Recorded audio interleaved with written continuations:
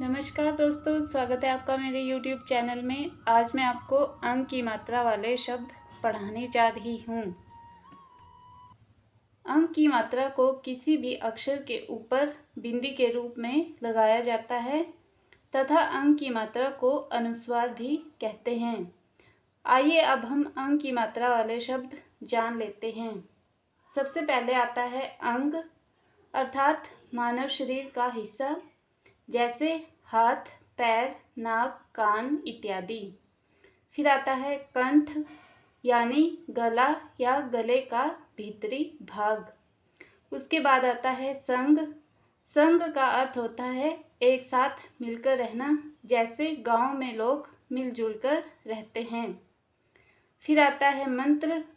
मंत्र का उच्चारण करने से ध्यान एक ओर केंद्रित होता है तथा मनुष्य अपनी समस्याओं को कुछ क्षणों तक भूल जाता है। फिर आता है पंख।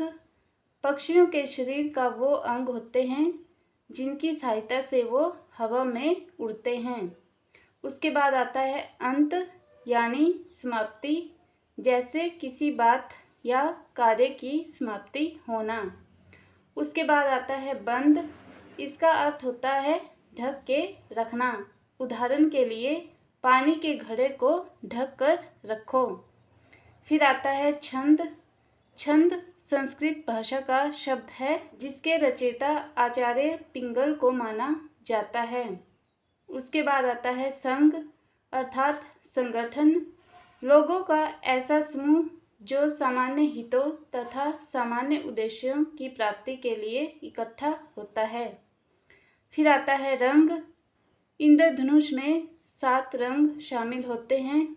ये 7 रंग हैं: नीला, हरा, बैंगनी, जामुनी, पीला, लाल तथा नारंगी। फिर आता है यंत्र। यंत्र विभिन्न प्रकार के होते हैं, जैसे संगीत के लिए वाद्य यंत्र, तापमान मापने के लिए थर्मामीटर इत्यादि। उसके बाद आता है संत। संत उस व्यक्ति को कहते हैं जो सत्य का आचरण करता है तथा आत्मज्ञानी होता है। फिर आता है संज्ञा। किसी व्यक्ति, जाति, वस्तु, भाव, गुण या स्थान आदि के नाम को संज्ञा कहते हैं। फिर आता है गंगा। गंगा एक नदी है जिसे भागीरथी के नाम से भी जाना जाता है। उसके बाद आता है खंबा। खंबे तरह तरह के हो सकते हैं, जैसे बिजली का खंबा आदि।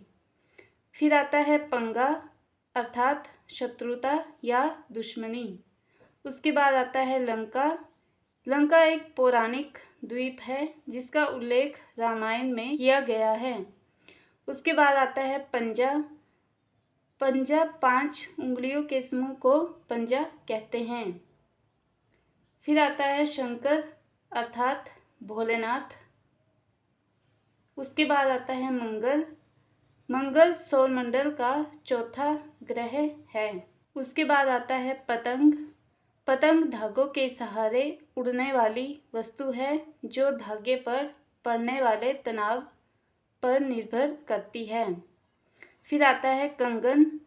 कलाई में पहना जाने वाला सोने चांदी का आभूषण कंगन कहलाता है। उसके बाद आता है बंदर सर्वहारी जानवर है। फिर आता है संगत। संगत का अर्थ होता है मिला हुआ। वो कहते हैं ना कि बुरी संगत से मनुष्य अकेला भला। फिर आता है संगीत। ऐसी मधुर ध्वनि जिसे सुनते ही हमारे मन को शांति मिलती है। उसके बाद आता है मंदिर। मंदिर में जाकर हम भगवान की पूजा करते हैं तथा अपनों के लिए दुआएं मांगते हैं। फिर आता है तिरंगा। तिरंगा भारत का राष्ट्रीय ध्वज है। फिर आता है नारंगी। नारंगी नींबू की प्रजाति का एक फल है। फिर आता है गंदगी।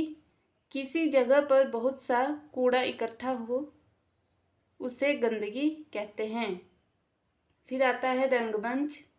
वो स्थान जहाँ पर नृत्य तथा नाटक आदि का प्रदर्शन हो उस स्थान को रंगमंच कहते हैं। फिर आता है सरपंच। सरपंच को प्रधान कहा जाता है।